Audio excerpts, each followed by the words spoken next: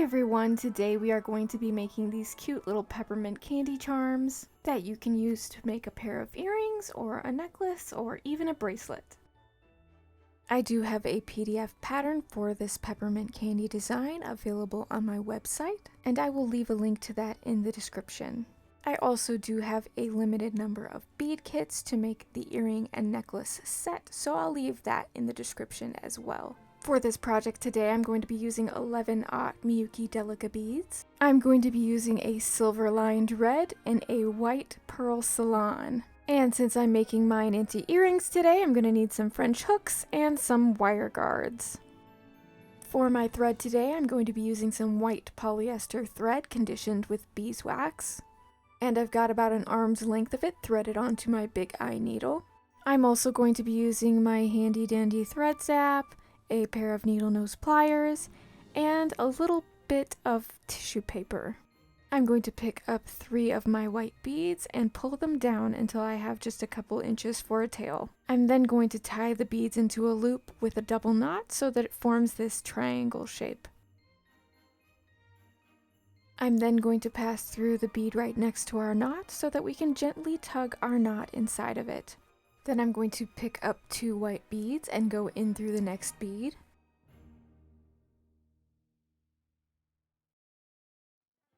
And I'm going to pick up another 2 white beads and into the next white bead. And I'm going to finish off this row by picking up another 2 white beads and going into the next white bead. And in order to step up for the next row, I'm also going to be going through the first white bead that we put on this row. So that puts us coming out of the middle of these groups of 2 beads. Now I'm going to pick up a red bead and go in through the next white bead.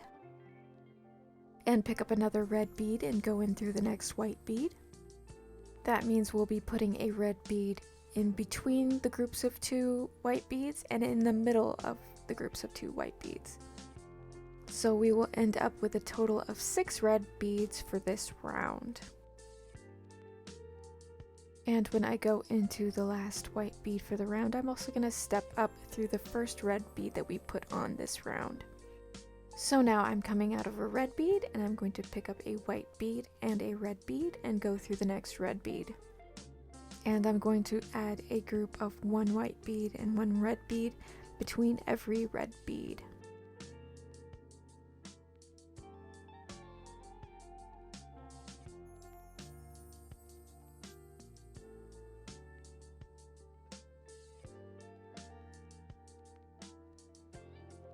And as always, when I go through the last bead, I'm also going to step up through the bead after it. That has me coming out of a white bead, and I'm going to also go through the red bead next to it. Now I'm going to pick up a white bead and go through both the white and the red bead.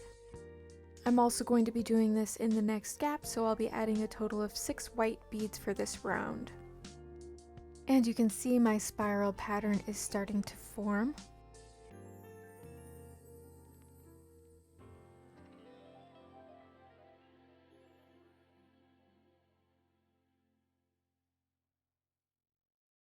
And so when I add this last one, I'm going to be going through white, red, and another white bead to step up.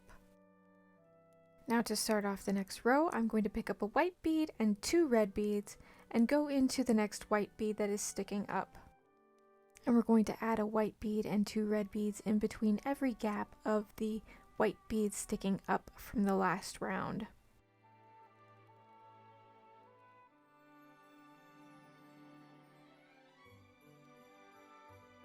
So that means we've added 6 groups of 3 for this round. So when I go through my last bead for this round, I'm actually going to step up through all 3 of the group at the beginning of this round. So I'm going to add a white bead and then go through the entire group of 3 on that next group. Pick up a white bead and then go through 1 white and 2 red beads. So that means for this round, we're only adding 6 white beads.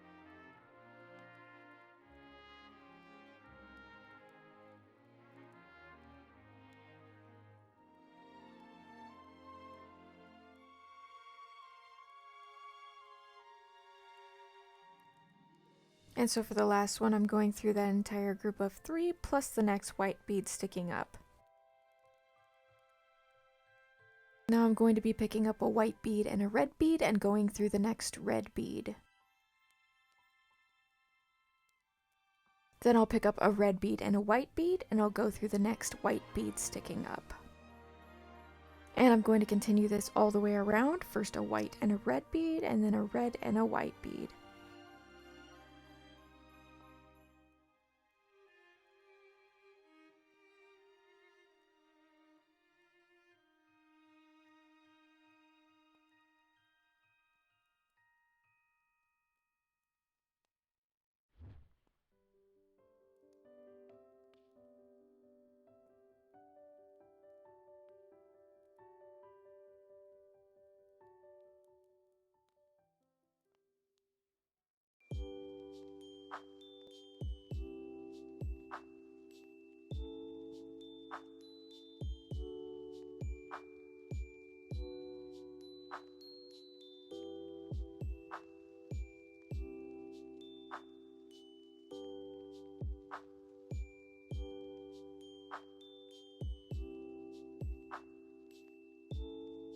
And so when I step up for the next round, I'm going to be going through 2 white beads, 2 red beads, and another white bead.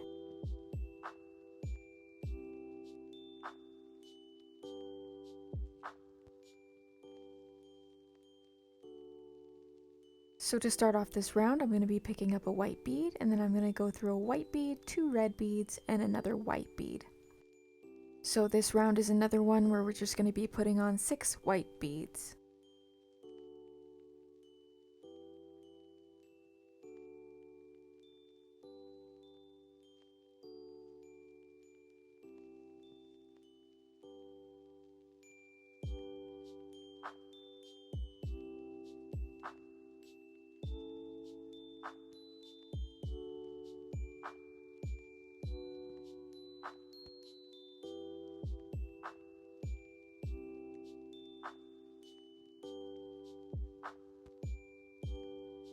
So to start off the next row, I'm going to be coming out of the white bead on the corner here. This time I will pick up a white bead, 3 red beads, and another white bead. And I'll go into the next white bead that's sticking out on the corner. And then we're going to repeat that another 5 times to finish off this row.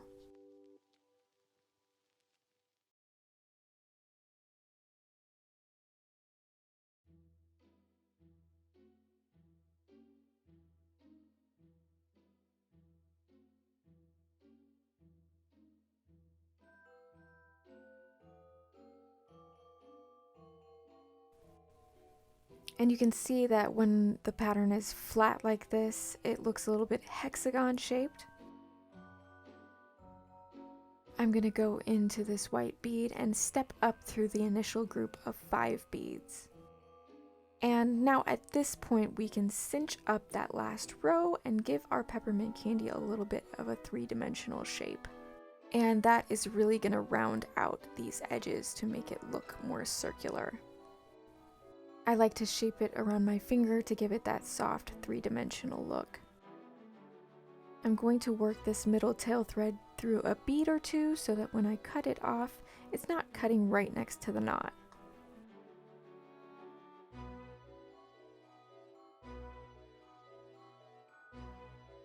Now I'm going to burn the excess off with my thread zap, and I'm going to leave my working thread attached so that we can come back to work with it later.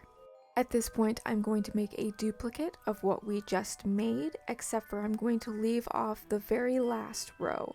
So it should look a bit like this, and I've tied all the excess ends inside already. And so now I'm going to get ready to sew the 2 sides together. I'm going to take a bit of my tissue paper and I'm going to scrunch it down into a little wad so that it can pad out the inside of our peppermint candy.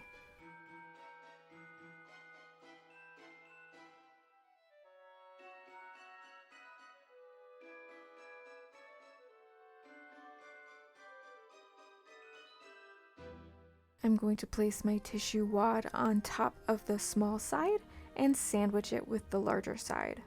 And so I'm coming out of the end of this larger group of 5 here, And I'm going to connect it with the bead sticking out of the corner on the smaller side. Then I'll go through the next group of 5 on the larger side, and then through the next corner bead on the smaller side. And we're going to continue doing this until we've made it all the way around both sides. And I'm just going to tuck in any edges of my tissue paper as I go so that the sides can come together neatly.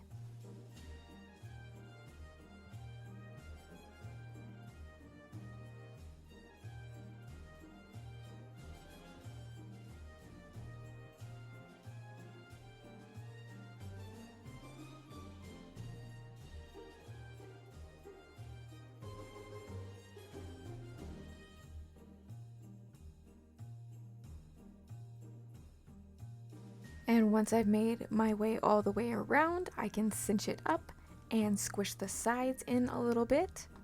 And then I can cinch it again to make sure that it's nice and tight. And I've got a little orange wood stick so that I can go in and push in any bits of tissue paper that might be sticking out. Now I'm going to go through where one of those corner pieces was on the front side. And that is where I'm going to attach my wire guard.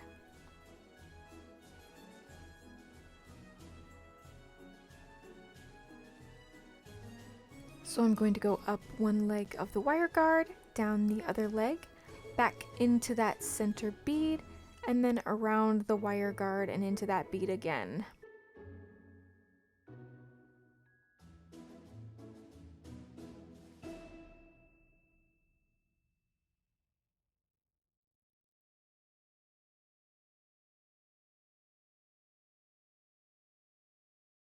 Then I'm going to start weaving my way around this white section, making sure that I make a complete circle around 2 beads. And I'm going to do that several times to make sure that when I cut off my excess thread, my wire guard is not going to be able to pull out.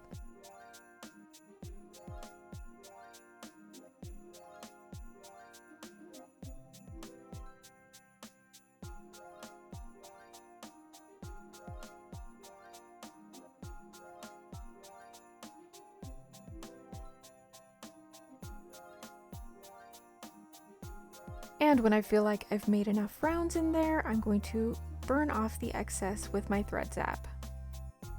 I'm going to squish the sides in again to get it as round as I can, and now we're ready to put it onto our French hook. So I'm going to grab one of my French hooks, open it on up, slide my wire guard onto it, and then close it right back up again.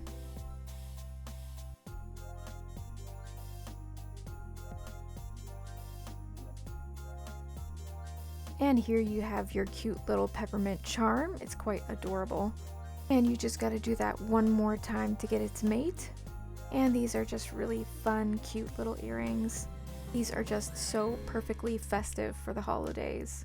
And then I'm also quickly going to show you how to put the same charm on a pre-made necklace cord. So I've got one of those sliding knot adjustable necklace cords here.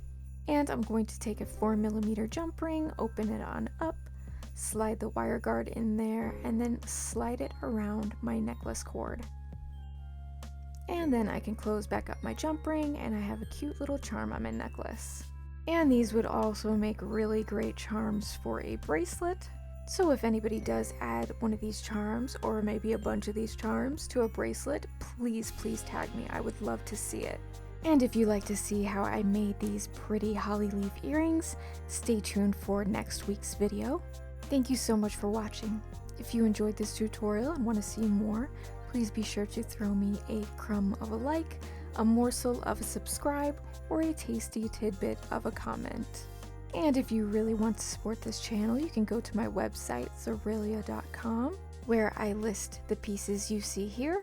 And that's also where you'll find the PDF pattern for this peppermint candy design and the bead kits that I have for the necklace and earring sets. I will leave links in the description. Okay, bye!